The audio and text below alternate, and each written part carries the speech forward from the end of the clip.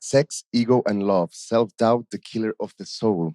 So, Gregory is a former US entertainment business executive.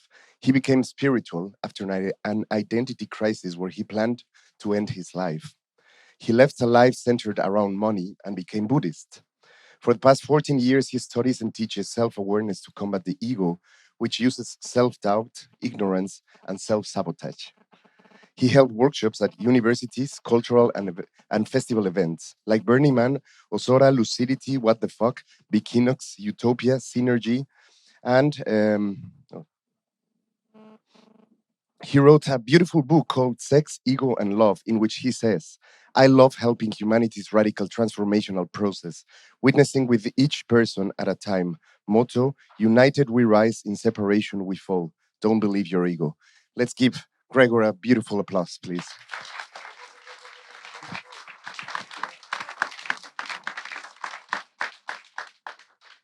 Hello, hello. Lovely Ozora. Yeah, well, Ozora, COVID, and then finally Ozora again.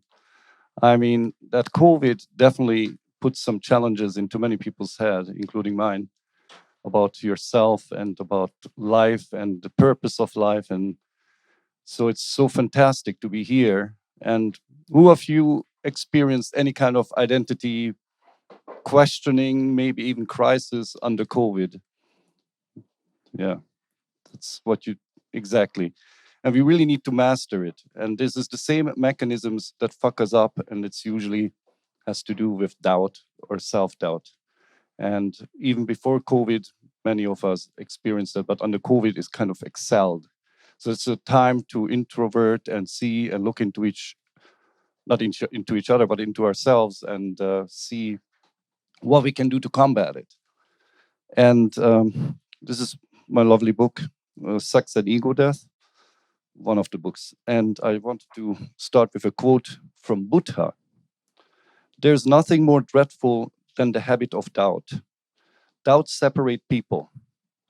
It is a poison that disintegrates friendships and breaks up pleasant relationships. It is a thorn that irritates and hurts. It is a sword that kills. Wow, that was 2,600 years ago, before iPhone and Tesla.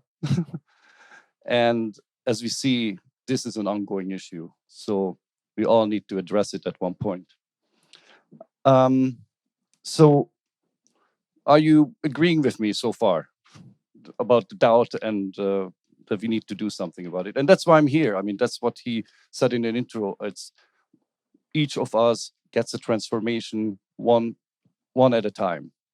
And when we get a transformation, we help others. We always know people who need a little help, a little support, even a little phone call, not only a text, but people who are down, we need to help them. And we manage to accelerate the whole humanity.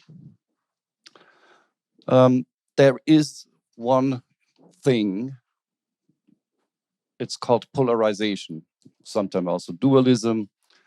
And the polarization is in everything you see, in every hair of yours, in the ground you walk on, the mirror you touch, everything has atoms. And every atom has a polarization with the electrons spinning around, the neutrons spinning around. It's on a macro level, but then you have it on the gigantic level, like the moon is spinning around the earth, and the earth with the moon is spinning around the sun. So exactly the same polarization we have inside of our head, inside of our heart. And it's an ongoing, constant battle. The one, of course, is the love, which belongs to the soul.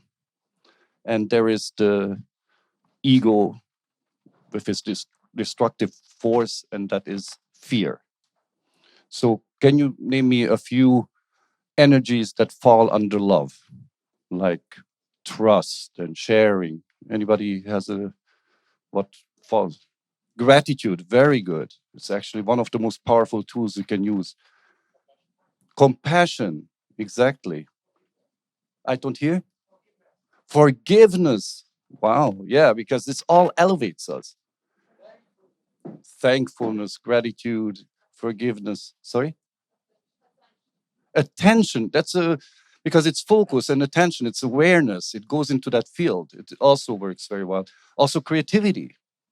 So I don't know whoever has this kind of problem with the doubt, and which often even can bring us into depression. And if the ego does a really good job, then it takes us from doubt to depression to maybe even starting to think about suicide and even committing it.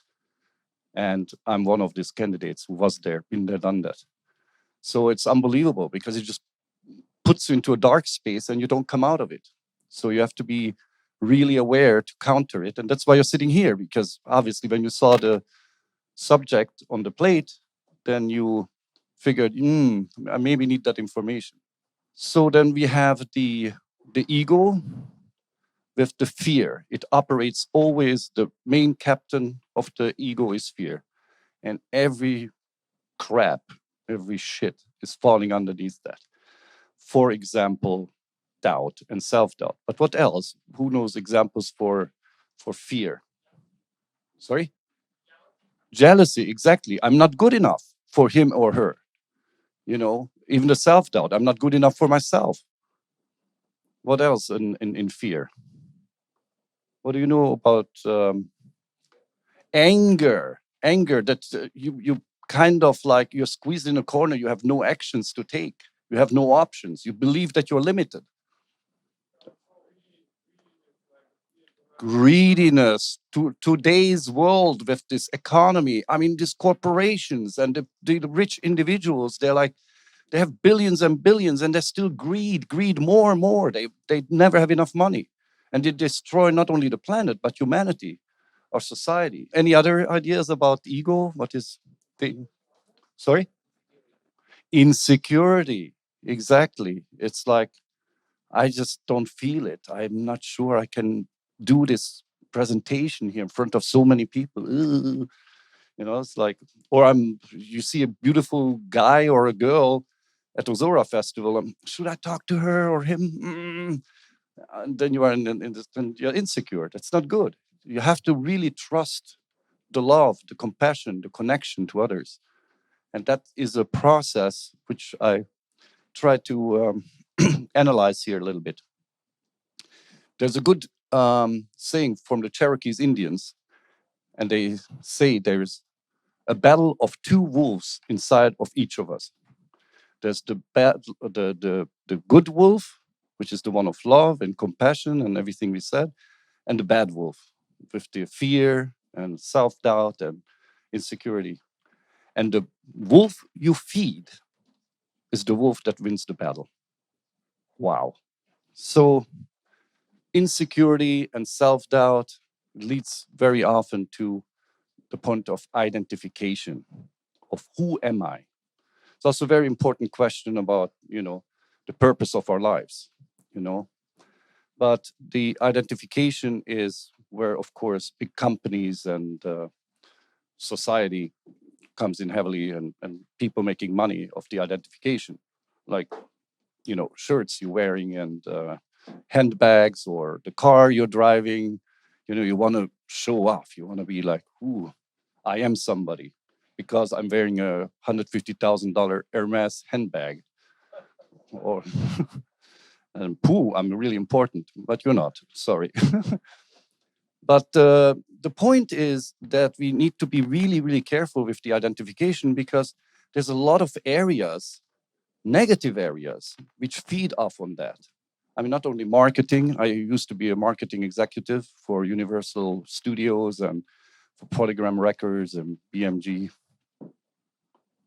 But that's not the point. But what my business was is manipulating people. How can we sell them something they don't need? I mean, that's pretty much all our economy about. But besides that, be really, really careful of what do you identify with and why you need to identify.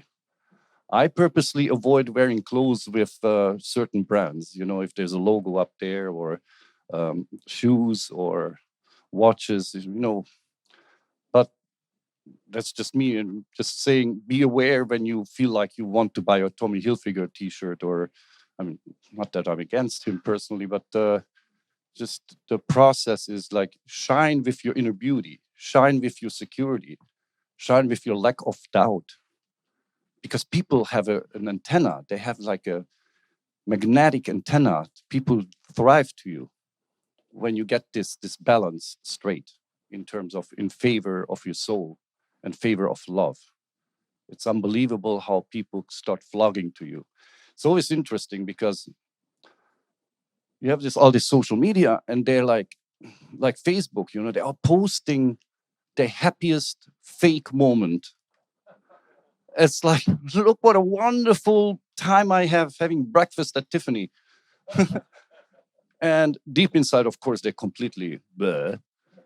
But when the post goes out, and this is even for teenagers, it's even horrible. I don't know if you have heard, but it's it's disastrous. The teenage suicide went up by 280% in the last 8 years. It's unbelievable. It never such a jump. I mean, because what it creates is like people see these posts, and I mean, I have thousands of people on my feed. I never look at it because it just takes so much time away. It's like a black hole of time. So I don't get into it. But when I accidentally see something, it's like people show off. It's like, why do you need to show off? And create in other people a feeling of lack. They're missing something. Like, oh, they have it so good, and she has it so good, and he has it so good, and this group has it so good. Everybody has it so good, and I have it so shitty. So, and that again creates self-doubt. So it's a very important issue to bring in your awareness, which is a filter. It's I call the awareness, the consciousness is the referee of your life, the referee of everything going on inside of your head. Because those crazy thoughts, they're coming back and forth and back and forth, and the ego will always try to undermine you. It only has one mission: separating you from groups, from achievements, from friendships, from love relationships. And then again, when it manages, then we're going down. What helps a lot is, I don't know who of you, how many of you do meditation, or at least sometimes meditation.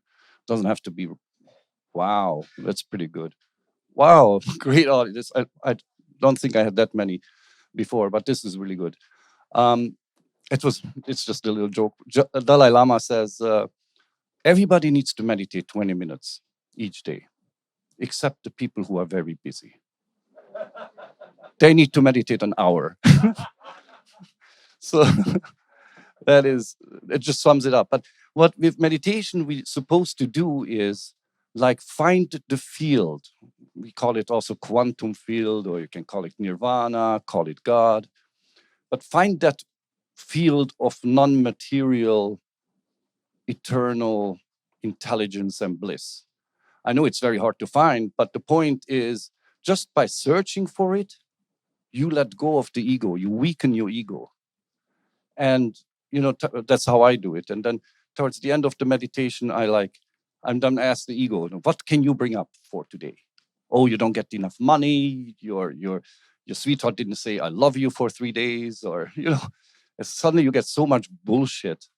But if you become aware of it, it completely loses power.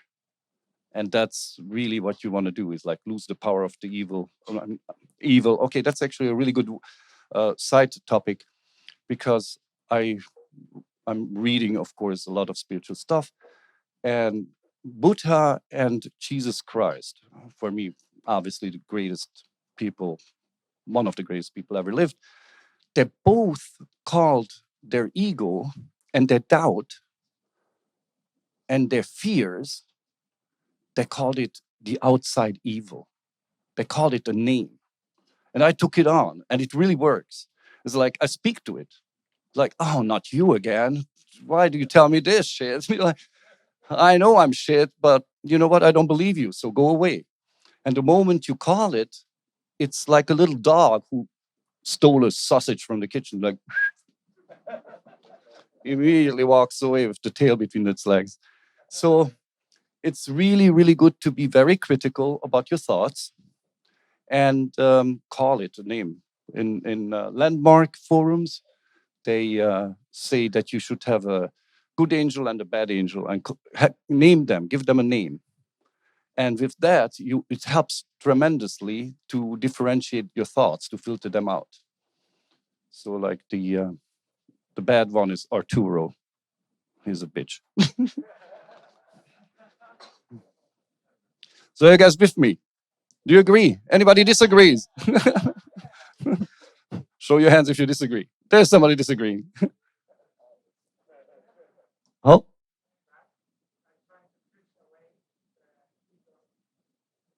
okay. I just understood pushing away the ego with some. Yeah, actually, you raised a really good point because pushing away shows that it doesn't work, unfortunately. So, as harder you push away, as more angry you get, yeah, you fucker, it comes back like a pit bull. So you don't want that. But I very times I'm very gentle and say thank you. I realize what you tried to do, but no, thank you. Move on, and then it works. So it's a good point. All right. Uh, then there is. I had a very interesting experience. Coincidentally, I ended up in India in an ashram with a guru who I never heard of. Really, I mean, I heard of maybe somewhere in the media, but I had no idea what it was about. But I ended up through personal circumstances, and I'm sitting there way in the back, and they all start singing. A hall of 4,000 people, like all dressed in white.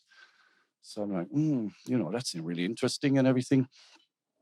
And so they're singing really loud music and big monitors, video monitors. It was a little bit strange to say the least.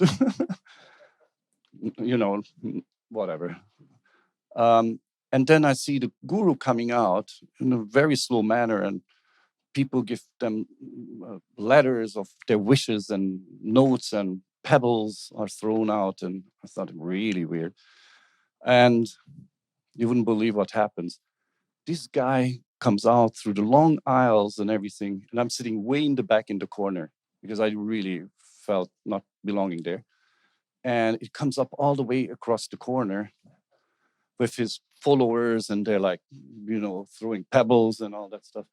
So, and comes straight. It looks like he cannot come towards me. There's so many people around me. He means somebody. It's coming, coming, coming, and then suddenly our eyes meet, and he points at me. He said, "You out," like to him, but his English was in the Indian. You here. I'm looking away. He must think the other guy. And then he comes closer and closer. And then he literally takes my hand and pulls me out. Like, you go to the first row, sit in front of me. Thank you very much for, for your contribution. There's acting in Hollywood, we're going to get you a new role. And I was so ashamed and so scared. And I mean, it's like pure embarrassment. I felt like, I mean, usually I'm not easily to embarrass, really. I had a lot of sexual things, which we'll try to speak about a little bit about sex on the end.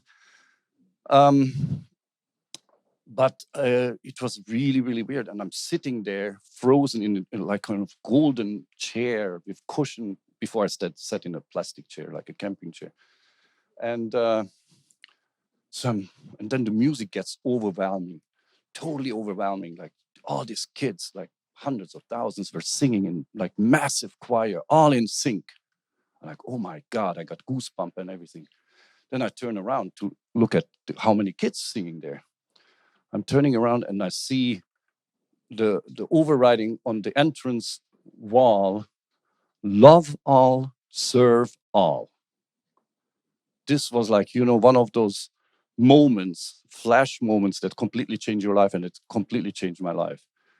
I just realized that is why I'm ended up there.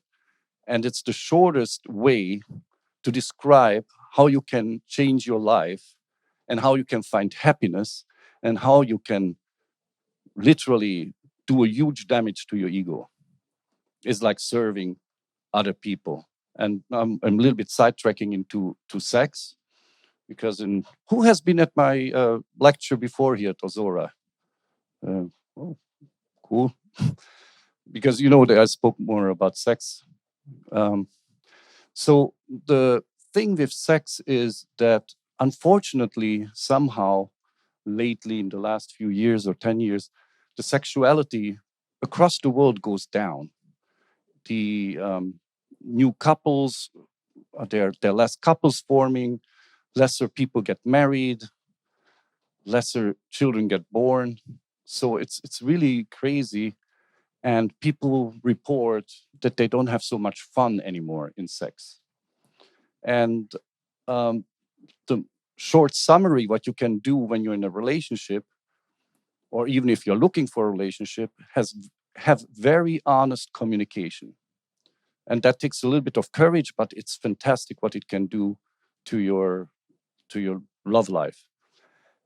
And the very honest communication is about what you like and what are your fantasies. Most people, they're scared shitless to speak about their sexual fantasies because I think they are so perverted. And science shows, the statistic shows that they are exactly the same. I mean, there are like 5 different major themes which everybody has and shares. But so often in these lectures, I ask couples. I'm not going to do it to expose you here in front of everybody. But I ask couples, so have you spoken about? Do you know each other's fantasy? Or turns the other one on, and they not. They had no, but at the end of the lecture, they even in front of the microphone, they spoke it out to the audience, and the husband like, oh my God, if I would have known that, sweetie, we could have had so much more fun because I have the similar ideas, similar fantasies. Like, and that's one of the things about sex. What you can do is like really be a little bit open, or if you have problems expressing it, watch porns together. It has been shown by Huffington Post, by the media, that there is like 60% longer lasting relationships with the Z generation, the youngest one, the video gamer, um, mostly because they're watching porns together. And that just opens up you just feel better because then, you don't have any more secrets. It's very dangerous to keep secrets because it eats up again a part of your soul, just like doubt. It takes a lot of energy out of you, keeping a secret. Yes? Is the ego just a bad thing, or do we also need it to survive? Really, honestly, it is a necessary thing, but it needs to be tamed. It's almost like, is it good to have a pit bull? I was nothing against pit bulls. I had one, but like, yeah, it is good to have one, or it's nice, but you have to train it. You have to put it into its place. So in that sense, ego is really good, and it's also good for the survival. But the problem with ego is it often gives you anxiety, and anxiety is a bitch. But anxiety falls directly straight under fear, you know? And and what is anxiety? It's an anticipation about the future. What can come my way? I will not get my paycheck. I will not get a job. She will leave me. They will kick me out from my apartment because I'm behind with my rent or whatever. So that anxiety is a horrible, horrible, um, what you call it, energy, which does not allow you to take care. You're not in the flow. There is such, have you heard about the flow? The magic flow? It is the field. It's the quantum field, I call it. When you can just let go and like completely trust that things work out. And they do fucking work out. 85% of everything you worry about never happens, will never occur. Who agrees on that?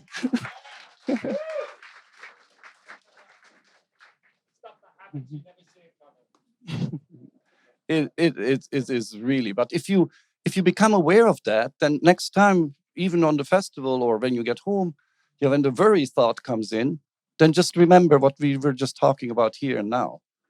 Because the real key is the here and the now. Be in the here, be in the now, because it will work out. But for that little twist, you need a little bit meditation, because it does not come. Because otherwise, you open your eyes and before you get your first coffee or you go to your first pee, you already like, oh shit, this and that and that and this, and then you are like sidetracked and you're in the ego land. So try to before the mind gets really active, try to meditate, even 5 minutes. If you're really super busy, just 5 minutes. Just close your eyes and let go of the anxieties and worries, and just be in the field of, you know what, things will work out because they always do. And then ask yourself, where am I sitting? I'm sitting on the floor in an apartment, the coffee maker is on, or the tea is next to me. What the fuck am I complaining about? What am I worrying about? Where's my fear? Why do I need that? It worked so far, it will work also in the future. And as more you're in that field, the more shit works out, the better your relationship gets, because you don't tie each other down. The codependency in relationships, it's all based on anxiety, you know? So the thank you. Yes. Is there a difference between anxiety coming from the gut feeling or from the ego? That's a good question. Is anxiety coming from the guts or from the head? Um, the anxiety is actually, you feel it in the guts, but it's infused by the thoughts. So first comes the thought, and then it transfers through your brain, neuroplasticity, it's called, and it creates certain kind of hormones. And the moment the hormones are there, the worries and anxiety actually come from the beta, higher beta phase of the brain. And it was originally designed for hundred thousands or millions of years when the predator came, when the grizzly bear came, or the lion, or whoever. Then you really needed the anxiety and everything because it turned in a second everything around in your body, and you could run like a motherfucker. Or I mean, if you're there, then you stand there and try to fight it. But it's better to run. So the point is, it is a chemical reaction, yes, and it's in the guts. But that is actually very dangerous to live with that on a longer period of time, because that creates diseases, really bad ass diseases. The first thing it takes away is energies from immune system. Your immune system is guaranteed weaker, much weaker by 60% when you have constant anxiety and you always worry about something, because the immune system is a long-term thing, and the body thinks, since you have this permanent production of these hormones, the flight or fight syndrome hormones, that it can take away energy from other parts of you, and that's your immune system, because you don't need that all the time, especially when a tiger shows up. um, I wanted to mention something about the quantum field and what you can still do to become more successful in this process of analyzing your thoughts and directing your thoughts. Is, somebody just said before, gratitude and thankfulness. That is a powerful, powerful sword. It's like a laser sword. So, and as I mentioned before, when you sit in your apartment and you like meditate, and then just rehearse of what you have. You have a bicycle, or got, if you're very generous, you have a car standing somewhere with a full tank. You have friends, and some of us even have good relationship with their parents. You can be grateful for that, and some of us not. And that is very important, that you're grateful and thankful and rehearse what you are thankful and grateful for, because the problem with anxiety and stress, as you see, these words go into each other. I had, for the longest time, I was the most stressful person or executive in my office. It was always like powering, what do I forget? And the stress stress is a fear of not having enough time, not getting your shit done in time. And stress, I don't know if you thought about that, but stress prunes you, changes you, and you become selfish. It's the worst thing you want to be, because selfish is an area which you are only self absorbed, you don't think of others, and you are separated. You're completely separated from the oneness, from your friends, from your children, from your parents, whatever, your brothers, sisters, your neighbors. And it's very, so think next time when you have kind of stress or anxiety attacks, smaller or bigger forms, to get that under control with meditation. I often, when I still have it sometimes, the moment I feel the stress comes over me, I sit down and meditate for a few minutes, and then it flies away. So, because also the selfishness is exactly the opposite of what I experienced in India, the love all, serve all. That's, I think, just the shortest 4 words with the most wisdom packed, and it brings you to happiness. I guarantee you. I mean, I do this completely voluntarily. I don't get nothing for this. Coming here for years. I also in the back in the helium. I give massages. Funny that they ask me, "How do you want to name your massages? What do you specialize in?" I said, "I don't know. I just massage." And I said, "But we know you. You're like, we have a name for it. The ego blockage removal massage." So if you go to helium tent and see me, I give you a ego. That's obviously not completely true because I don't know how to massage the ego out of you, but I can try. But it's painful.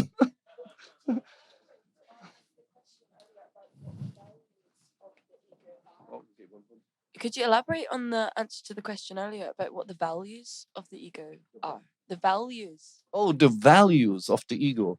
The values. I mean, obviously, if you, I mean, that's how I see it. If it's black and white, I would say, if you're completely without ego, you're lost in this world because the world is unfortunately super greedy, and you realize this every time you open your wallet and everything. So the ego has to be there. Where can I protect my bank account? Where can I protect my my work partners to walk all over me and push me out of the way? And so yeah, it has some value of in importance, but again, when I realize that, then I say, that's a good point that I can follow. But when it says like, "Oh, you're absolutely worthless," then I cannot follow it, or that she doesn't love me, or that I'm a jerk, whatever, or So there is a value. The ego is still a driving force. Don't get me wrong, but that's also good when you are creative. If you manage to be creative in any way, if you manage to be creative in any way, that's a space where the ego is not there or very, very minimal. So I always recommend, and I'm an example. I was convinced I cannot paint, and I was always impressed with paintings because I thought I cannot paint. I also cannot write a poem. And just during COVID, I tackled both of them, and I painted my first oil painting. Um, Turned out really nice according to everybody. What I did is I took a JPEG from a bridge in Bilbao, Spain, where I was traveling under COVID, and it was so many bridges intertwined. It was really interesting, and I printed it out. I had it printed out in a poster size, and then I just painted in with oil painting, and it looks fucking great. I mean, I feel like I'm cheating, but who cares? I gave it to my mother for her 80th birthday. She was like, "Oh my God, I didn't know you can paint." Like, so do that. Take care of your soul, take care of your love, take care of your creativity, because that will be superfood for you. I would like to propose a distinction between ego and self, because what a lot of these kids are asking, like, is it okay then to be like doing things for yourself or for your own inspiration and so on? And in a lot of these new age movements, the ego is almost, it's one word that takes actually a lot of space. It's like 7 layers at least of ego. So that's what they're asking you actually. Like, is it okay to take care of yourself, or for example, follow your inspiration and so on? Uh, Ego, as I see it, is kind of like a fake layer, a protective layer, the one that keeps you from experiencing pain and so on. But it's not authentic. And then you have the self, and the self is authentic. So this is what they're asking you when they ask, okay, so what if you follow ego sometimes and sometimes not? So there's a difference between authenticity and so-called ego, but authenticity is also a part of self. So that's what I wanted to make, like a distinction, like a difference, because you say some part of ego is good, some part of ego is bad. I would like to say that, okay, the classical ego, the protective layer is always bad because it's fake and it keeps your image of like a cool guy or whatever, and it protects from pain. But there is the self, which is like authentic and expressive and painful and emotional and loving and so on. And that's always okay to follow. All right. Thank you. Thank you. Thank you. Yeah, that's a really good question. A differentiation between self and ego. Self is really where we started at the beginning. It's like you have to be careful because the self, many people are completely misled by what is self. But okay, introduce yourself. And then the first thing they say, yeah, well, I'm Michael Bloom. I like to wear Armani. I drive a BMW. I have a house in Beverly Hills. And that is self. That is a wrongful identification. But there's the other self, like what I was talking just right now about creativity. There's you expressing yourself, or even more than yourself, is your subconsciousness in paintings. If you're a good painter, not like me. But so there is a self, or writing a poem. You also express yourself. That is stuff that is inside of you. The ego is not the self. The ego is the voice, the Arturo on your shoulder. And you have to be super careful with that, where it goes into each other. The ego is a cunning, you know the word in English, a cheating bastard. Sometimes it pretends to be self, but it's not. Because what it does is it tries to influence you to protect yourself. And that means that there are people in a relationship, or even with the parents, or with in love, or whatever. And then it says, oh, don't open yourself up so much. Don't be vulnerable. Don't show your vulnerability. Protect yourself. And that's bullshit. Because what it does, it's just another layer of separation. So to answer the original question about ego and everything is like I write it in my book, double question the brain, which produces the thoughts. Are you here to connect me? Are you here for me to live love, to share, to trust? Or are you here to influence me, telling me if I don't do this, I'm going to be heartbroken, that I'm going to look stupid, that I'm going to be broke? You know, and that's very simple. If you ask that question, then you immediately realize what thought comes from the ego, and which does not help you. It takes you away from the unification. There's this field, this quantum field of unification, which is now more and more proven. I don't know, anybody knows of here, does know Dr. Joe Dispenza? Wow, quite a bit.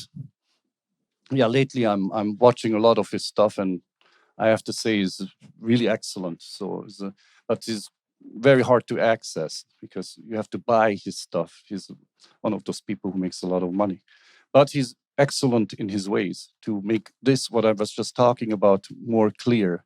The field of unification, the quantum field of being oneness. And it's really good to spend some time with that, or even watch some Eckhart Tolle on YouTube. Eckhart Tolle does how many people? Oh, wow. Okay, so yeah, that's full. Yeah, do that. I mean, I make it a habit, like spend at least once or twice a week, 20 minutes, 30 minutes watching something like that, because it really reinforces you and keeps you on the right track, on the same track, on the sanity. I hope, did I answer? But you realize how complicated the ego and the self is, and the relationship between those two. That's how much you have to be aware. Okay, somebody. You had a theoretical good thing. What you said, when you are in stress, you make a meditation. That's theoretically a good idea. But give you an example. For example, in 15 minutes, my train is leaving, and I have to do this and this and this thing, and all these things need 6 minutes. When I make then a meditation, then the train is gone. That's actually really interesting and funny. But the thing is, if I do the meditation the day before and the meditation in the morning, I'm not running out that much of time because I don't let myself carried away. Because again, what is, for example, creating stress? It's OCD, obsessive compulsive disorder, meaning that you suddenly have the obsession of answering something on Facebook or Messenger or whatever, and you're running out of time. The OCD takes your focus away from the necessities of getting your train and puts you into this really delusional bullshit of social media, and you just realize in the end you fail, but you really didn't fail. It's just it's almost like washing laundry in your head with the thoughts, it's like all the time. And I have also slight OCDs, and I think everybody has. The same like with anxiety and stress, we all have it, but how to manage them? Because the moment you start managing them, they reduce themselves. And that's what you want, the reduction of them. Okay. Another great way, thought of, which now has been proven scientifically with MRIs in the brain, is the moment you start to change your thoughts, you completely change your life. You can even change your reality, which is so bizarre because it sounds like voodoo or magic, but it really works. It's proven. So I strongly recommend. That's also, it's not from Dr. Joe Dispenza. This is actually Buddhism, but at the same time, he makes it very plausible, very understanding, because he has so many scientific reports with him that your ego cannot say, "Oh, this is bullshit. I don't want to deal with that. I don't want to get better." You can get better. The way how you think, it's all wired in our brain as a neuroplasticity. Anybody heard of neuroplasticity before? Uh-huh. So I thought more. Like, okay, it's possibly lately it came out because they have now so many new reports and scientific studies about it. It's mind blowing. So when you start thinking, but how do you start thinking? How do you start thinking certain positive thoughts? It's very difficult. And that's why you need to like also concentrate on your feelings. So what I do is first, I'm just grateful for the wonderful day, for this wonderful audience, for the wonderful festival and everything. Then I create myself a happiness, a joy. Joy is very spiritual. People think like, oh, joy is selfish. Joy is not selfish. Joy is very spiritual, and it elevates you and it brings you into the happy feeling, vibey mood or whatever. And then automatically your thoughts change around to reflect that. The moment you have those thoughts, and you repeat that over and over again, your brain completely freaking changes. The hardwiring suddenly, and they have now pictures. You can watch it. It's unbelievable. The moment your brain has itself remodeled with repeated exercise, of course, then suddenly things like through magic come into your life. The lover, the job, the winning the lottery, whatever, I don't know, the mother or the father or the son or the daughter who forgives you for something from 20 years ago. So it's unbelievable how you can change your reality by changing your thoughts. And it's really worthwhile to look into it. The internet YouTube is full with that stuff, because there you see more scientifically in the statistics and the pictures, and it's proven. So your ego cannot say, "Oh, it's just Gregor speaking there." Um, it's mind blowing, but it's only possible lately. So now lately, the science completely supports ancient spiritual wisdom and knowledge. What the Buddhists said is all originally Buddhist thoughts. They said it. And even Jesus Christ taught these Buddhistic thoughts. But unfortunately, I don't, a little sidetracking in history, but the New Testament has been completely altered, completely edited by the church in 367. And Jesus Christ was a really hardcore, super wise guy, and he explained these kind of things. He was also a teacher of reincarnation. That has been removed from the Bible. It's completely crazy because that way the church can say, "Oh, you can only come to heaven through me." When you pay your absolution, give me your half of your house. So that's how they made a lot of money. Again, money. Vulnerability. That's also a very good topic because we have to be careful with vulnerability. I spoke before about relationships and how they can get better, how the sex can get better, is when we are completely honest and we have like a lot of courage to speak the truth. And that's a vulnerability because the other one could say, you're an idiot or whatever, you're weird or I don't want to deal with you. So then you're vulnerable because then the person you like is not going to stay with you. So the vulnerability is a fear. And the fear, if you change it, then if you can, in a relationship, when you exchange this kind of information and everything, and both admit their vulnerability, that's a super good tie. That's really brings people together and keeps them together. So the vulnerability is something we really should exercise, even if complete strangers. I make it a habit when I'm sitting, let's say, at Ozora in the beer hall or whatever, and I talk with somebody. I tell them everything that is kind of painful to me, or I have even here in this audience, I have two sons who don't speak to me, for example. It's really it's painful. It's super painful. It's, of course, it has an explanation what and how it happened and everything, but it's not exactly some but that I would brag with that would I show off. Oh, I'm so cool. My sons don't speak with me, but but the point is like just be open, be more open, and train it a little bit. It's like courage, because courage is like a muscle.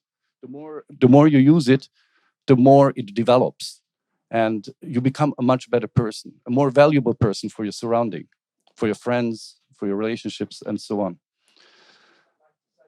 Oh, perfect. Just on vulnerability, in my experience, a festival is the best therapy that anybody can have because you meet a stranger and you can tell them all about yourself and then walk away.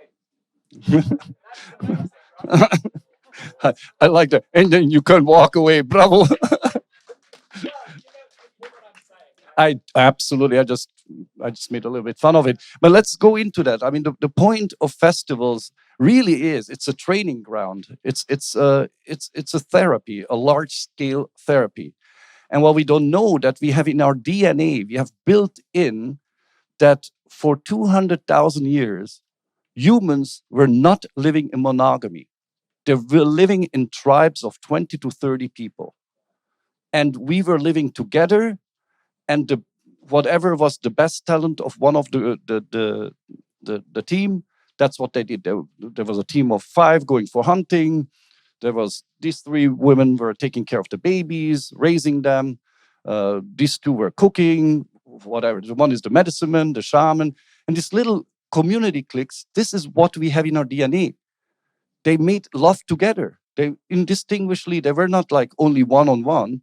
In this 20-30 group, everybody could make love with everybody, and every child was perceived as their child. It's beautiful in a way.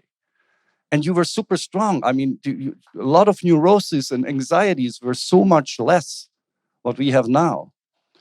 And you wouldn't believe it. The anthropologists have found out that the um, time when that changed was about 6,000 years ago, when humanity became agricultural and they had to settle down, and land became a value, the fertile land for the wheat and the bread and what have you. And in these groups of 20, 30, when a part of them died of natural causes or whatever, they got old, then there was a feud about who gets the land. So, and more, it's just splintered, and the group for 200,000 years, 194,000 years, which is in our DNA, suddenly became a monogamous society, and the land, as you know, is called real estate. By the way, you know who's the largest land owner in the world? The largest landowner, real estate. Exactly, religion, the Catholic Church. Everywhere, these super fancy churches in the middle of the city, and monasteries and everything. They own so much; it's unbelievable. But get back to the get back to the festival. It's a very good thing because you kind of feel like home. I don't know if you anybody experienced festivals like hey because it's in our DNA. And I remember for me the biggest festival, I like mind blowing festival was Burning Man. The first time we left Burning Man, I was crying. Actually, a few of us in the car were crying, with like tears in our eyes. Because it felt like leaving home, leaving a family, going back into the default world as we call it, at Burning Man. So anyway, any questions right now? No? Oh,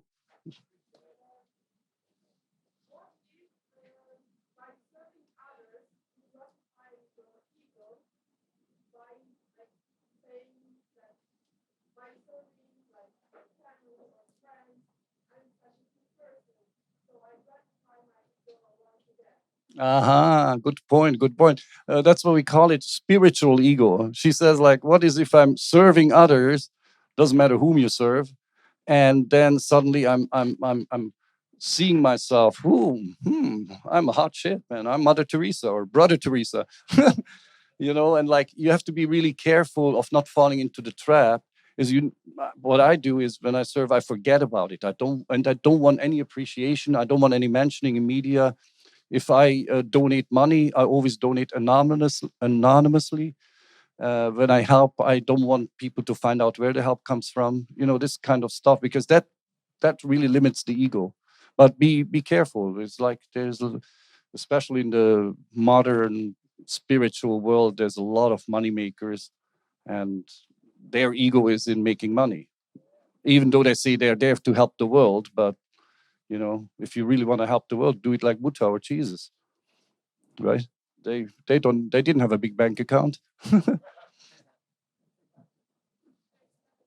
Oh, and another question. Where? Why is it so difficult to lose, like, to not have ego when you are with your family or with like close people uh, next to you? Because it's The- always like being that I'm really in my ego when I'm with my family. That's really good. It's like Eckhart Tolle says. So you thought you developed spiritually and you got rid of your ego. Just spend 1 week with your family. Let's see. Whoops. All right. No, I mean, this is known as it's a harsh word, but it's the childhood trauma. And pretty much, I would say 99 point whatever, 5% had childhood traumas. I mean, I certainly had massive childhood traumas. And somehow that subconsciously stays in you. And then when with your family, then it's a real bitch because somehow the trigger points, the ones which are aware, but there's tons which are not aware, they all come together and you feel under pressure. So it's really important to, like, as much as you can, get over it and understand that your parents are just humans with possibly not as high of an awareness than you are. I mean, I hate to say that. It's not like I'm not to be super proud. Hey, I did so much more for my awareness than you did. But they also come from a different generation. They're still influenced from the world wars and everything, even if they didn't live it. But scarcity, not having food, bombs, and all that shit, which we fortunately don't have. So, but they're influenced from that. So they're ticking a bit different. And when you're together with them, that's where you feel it. And as we know, family you cannot pick. All right. Sorry. Oh, a question, and it's close. It was more of a comment that I wanted to make on the question of the lady back there regarding, uh, yeah, spiritual ego and whether or not you can be justifying your own ego by trying to serve other people. Would you say then that it's entirely dependent on purely the intention of the help that you're putting out there in the world? Very good point. Very good point.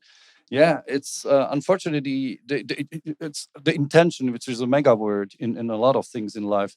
But it's really the question is, why do you help? Why do you serve others? Do you want to be, do you want to kind of a profile from it? You want an appreciation, somebody patting on your shoulders, oh, you did well? Or is it only radically just help and then remove yourself? So the first question is, of course, when you serve others, try to do it from the pureness of your heart and they really need it and you just do it and remove yourself. And then later when the ego starts talking to you, look, they didn't even give a shit about me and everything I did for them. And like, then like cut it off because that's the inner process we talking about in this class here the whole time. I forgot to read you something, and that is when I said before um, when I spoke about the social media and how everybody's trying to like cheat and pretend that they are so fucking happy and they're absolutely not. And also the identification process and what you can do. And also my self doubt, my personal self doubt that I cannot write poems. Now, in this last year under COVID, I wrote this poem. It's and I dedicated to Thich Nhat Hanh. Anybody knows Thich Nhat Hanh? Was a was a Buddhist monk from Vietnam. He just died earlier this year. Loneliness, the ill-being of modern times, mental breakdowns, statistics on the rise, online connections should aid the emptiness, glitter of tech, mobiles, fake sexiness, lonely with others, all of society lies, no compassion left in hearts nor in minds. Apps promise friends, including their willingness, connected we are, yet stuck in more loneliness. Endless messaging, attentions drift away. Likes and posts, we must see what they say. Loneliness grows, the beast can't be contained. Our pride is our culture, becoming more drained. Sharing fake happiness on all friends' display. No time to talk creates a social decay. Relationships break, passion is not maintained. Whatever is left, desires are constrained. Countries are trapped from east to the west. More and more apps promising the best. Some say we need change, a real revolution, but all we can find is growing delusion. The heart is in pain, the soul cannot rest, while using those tools that are built to oppress. Stop chasing online, turn inside for fusion. Genuineness starts the real evolution. Sit down and close your eyes so you can see connecting your heart is here the real key. Disidentify from what's not your core. Lose your false self. Your soul ain't a whore. Dazed souls chase fame, leave social debris, trapped in thick walls, lose all their esprit. Your soul screams openness. Only truth will set free.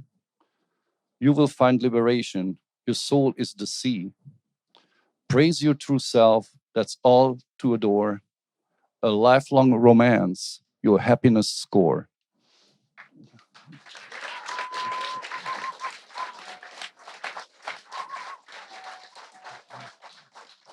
Thank you, thank you, thank you. So that is also I want to put this into the teaching in a way because I'm sure I cannot write poems, yet I wrote that poem. And what I did, again, I cheated a little bit because at one point I just said, there's so much shit on the internet and apps and everything. There must be something that finds rhyming words. Ta-da-la-la-la.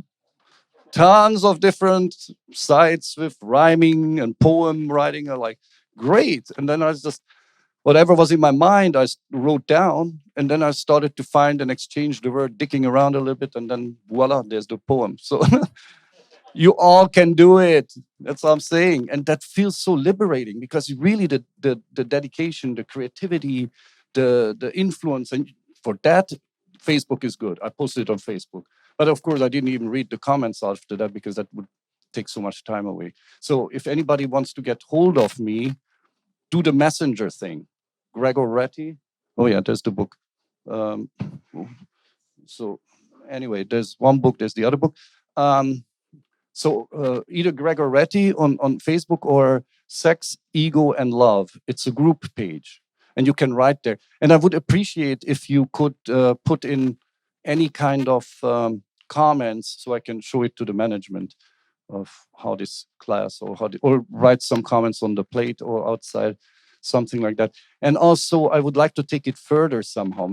I'm really hungry to get the message out to more people. So anybody who has an idea or anything in their network where I could like I do cultural events or even a little recording, a video recording, or I don't know what creativity we have. So if anybody knows anything or has an idea, we can do that or write a short documentary or I don't know.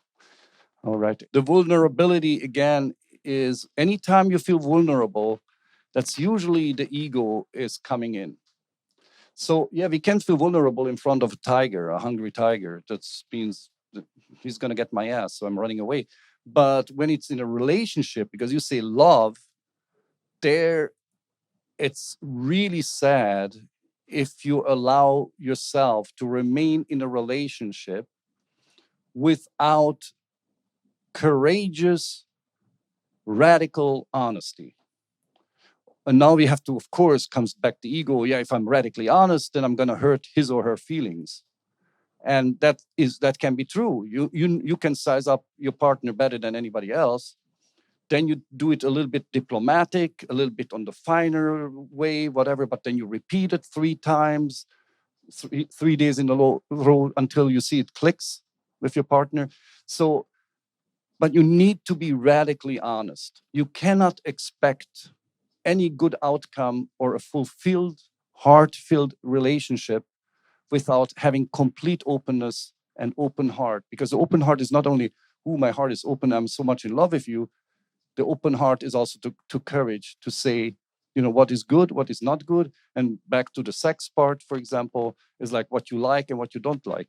It's really said, usually not in festivals, but in cultural centers where I spoke and everything. And I asked the questions like, how many women did not speak to their man about how they like to make love? And you would be surprised. There's a lot of hands moving up. Oh, okay, I'm just joking. So the point is, you really need to speak. What positions you like, or what in the foreplay you like, what you don't like, what you like longer, lesser, and the serving others is in sex, for example, extremely important. Try, if you're in a relationship, for 1 week to serve the other. Just give them any sex in any way, as often as they want, in any weird, whatever they want. Just do it for a week. And if you're even more daring, then try not to come, not to have an orgasm. Just do it for a week. And you will, wow, it completely turns everything around.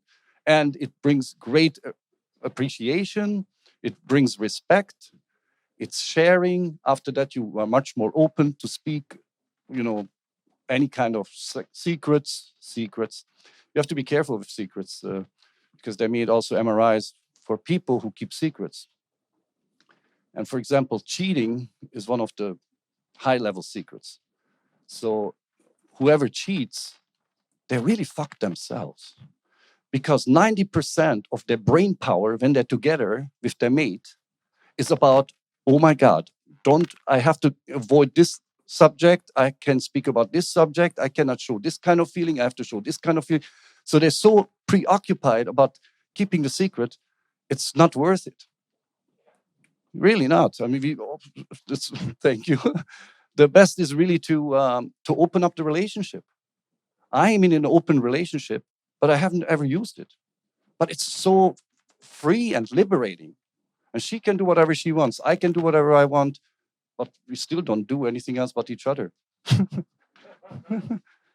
But this is the way. This is like, because again, there's courage, and there's communication, and there's trust. So all the good soul side, the love side is there, and not the fear of losing her and what have you. There's a question in the way back.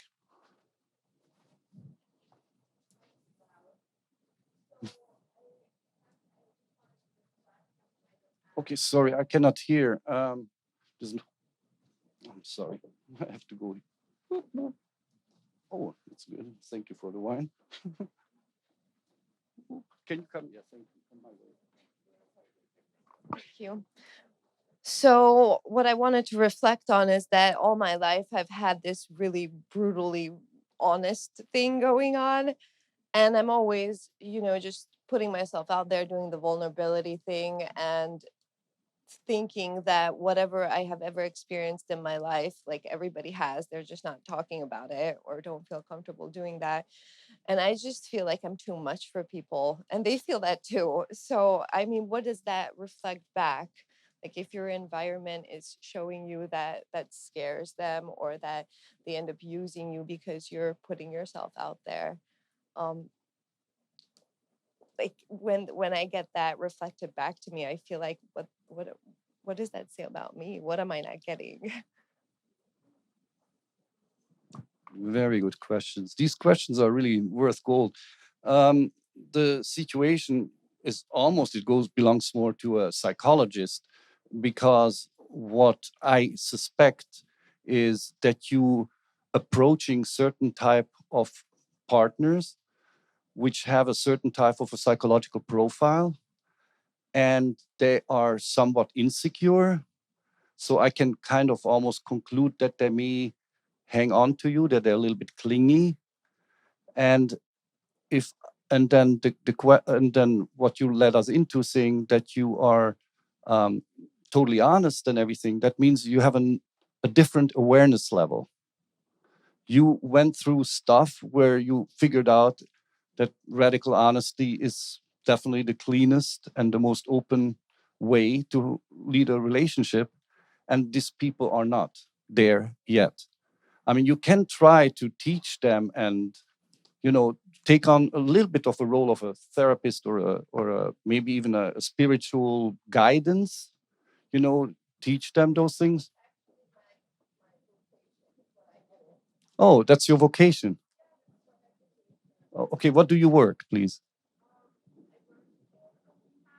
Oh, we're in a rehab. Wonderful, wonderful. Who else in the audience is working in nursing, giving, caring, everything, like therapists? And wow, it's so nice to see the hands.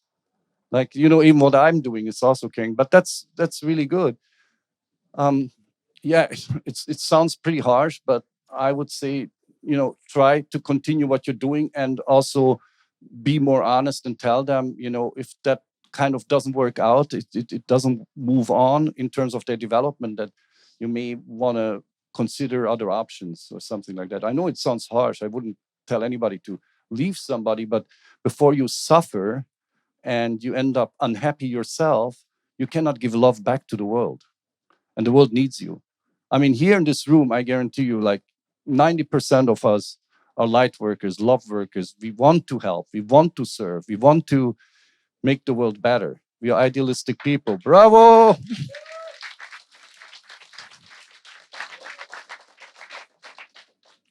Big applause for ourselves. Wonderful, wonderful. So I don't know if how much time we have. A little bit time, not too much. Okay, two more questions. One more thing. I'm considering. In the past, it was all right. Went like that. That there comes more people and more questions and what have you. At tomorrow at 2 p.m. and the day after. So that would be Wednesday and Thursday at 2 p.m. at the Mirador on the plateau, because it's shady and windy. We continue with a smaller group our conversation, and then you can bring in your personal stuff or more questions, or friends who missed it because they slept a little bit in after the opening. So we can do that. So Wednesday and Thursdays, 2 p.m. Mirador is the tower, the 3-floor tower behind the healing tent, behind the circus on the other side of this prairie here. Okay, so sorry, not what? I think it's the actually it is the art gallery. Oh, thank you. Sorry, the art gallery. Thank you for clarifying. Mirador. I just know the round thing looks like a Chinese tower. Yeah. So for 2 p.m. 2 p.m. for the next 2 days. So questions more, but that was a really good one in the back. I mean, I'm sorry if I could not give you the turnkey solution, like the magic wand, and it's all worked out. Okay, we make it short, and then we can take more because we have about 3 minutes. It's to the last question. When you feel like very vulnerable and you're like trying to open yourself and you feel like, oh fuck, I'm very weird guy and I'm feeling like not rejected, but I feel like almost an alien, you know? Yeah, how would you address it? This is actually a super question because it's like Beck wrote the song, you know. I'm. You remember what was the song?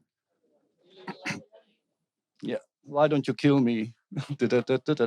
Anyway, there's a lot of self doubt. We are back to self doubt and the ego, because the ego tries to undermine all your good efforts. It's a bad Arturo on your shoulder. It's an outside force, and you need to pay attention to that. And yeah, let them think. I mean, right in front of you, I spoke about, you know, I mean, sex not so much. We didn't have time, but I promise you, we're going to go more into sex statistics and the fantasies and what have you tomorrow and the day after at the Mirador. But right, I'm standing here in front of you talking about my sons who don't speak to me and everything. So yeah, it's very vulnerable. I could look like a full idiot in front of you people, you know. And but I let go. I really have to know my core. And if it really turns out that people call me idiots, then I just have to understand they're on a different level, and let them go. Cut out unnecessary baggage in your social environment. This is not a word to encourage you to separate yourself, but allow natural selection to occur, because you don't want to be dragged down with people who are strong ego guided, and they even say, "Oh, he told you that. Why don't you just kick him out of your life?" And you know, this negative people. Yeah, sometimes we make little mistakes or say the wrong things, but we have to transcend. We have to be above that. Okay, very quick question, right? Yeah, yeah. Thank you. Can you hear me? All right.